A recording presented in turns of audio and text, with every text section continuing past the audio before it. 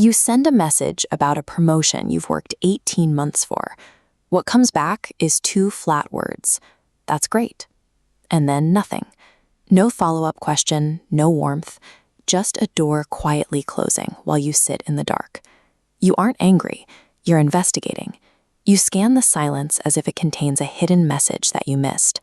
You treat the lack of a reply as a riddle, assuming that if you can just find the right interpretation, you'll finally know where you stand. This search quickly turns inward. You replay the last few days in your head, auditing your own behavior for a mistake. You rewrite your next text 3 times, softening it, hedging it, making sure it isn't the thing that triggers another round of silence. Without realizing it, you've become their lawyer. You instantly supply a defense for their withdrawal.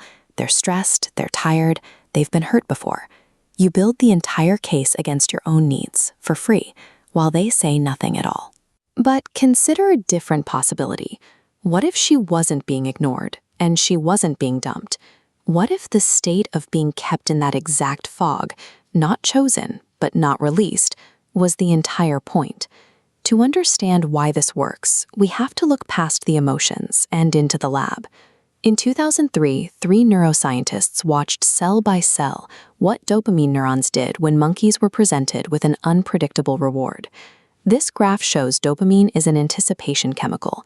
With a guaranteed reward, the response is a brief blip. With 0 reward, neurons stay quiet.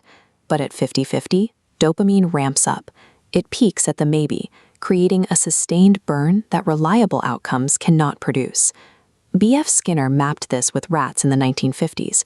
He found that an unpredictable payout produces behavior more resistant to extinction than any other schedule ever measured. It is the most powerful hook behavioral science has found. When a partner is warm one day and cold the next, without a pattern, your nervous system begins to treat them like a slot machine. The very inconsistency that hurts you is what makes the feeling so intense. This is why clever people find it so hard to leave. You aren't weak. You're standing in front of the machine that occasionally, unpredictably, hands you back the person you fell for. Anyone's hand would stay on that lever. When a person you care about suddenly withdraws, your body reads it as a threat. It floods you with cortisol and adrenaline. You enter a state of hypervigilance, unable to rest until the tension is resolved. Then the warmth returns, a text, an apology, a smile. Dopamine and oxytocin rush in. Because they follow a period of dread, these chemicals hit your system with a much higher intensity. Relief always tastes so much sweeter after fear. In this moment, your brain does something catastrophic. It fuses the terror and the relief into a single experience. Their system files this combined chemical spike under the word love. Once that wiring is set, a healthy, calm relationship can start to feel like boredom because it lacks the sharp drop and the high climb of the machine. Keeping a relationship undefined is a bargain. It extracts maximum devotion and effort from you while costing them almost nothing. Just a small payout of warmth 20% of the time. A clean yes would let you relax. A clean no would let you leave. Both of those outcomes lead to your freedom. In this pattern, the answer never comes because your uncertainty is the leash. The mixed signals function as a fog machine. Each one is a calibrated payout, enough to reset your hope, but never enough to let you rest.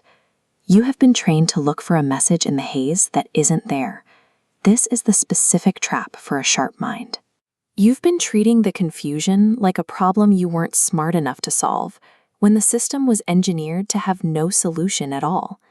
To break the loop, you must stop supplying the certainty they refuse to provide. You have to stop volunteering to be the one who resolves the tension at your own expense. When someone leaves things undefined long enough, you can receive the ambiguity as their decision. You don't need a confrontation. You simply let the maybe be a no. The next time the warmth comes flooding back after a cold stretch, the biological pull will still be there. You will feel the lift and the rush.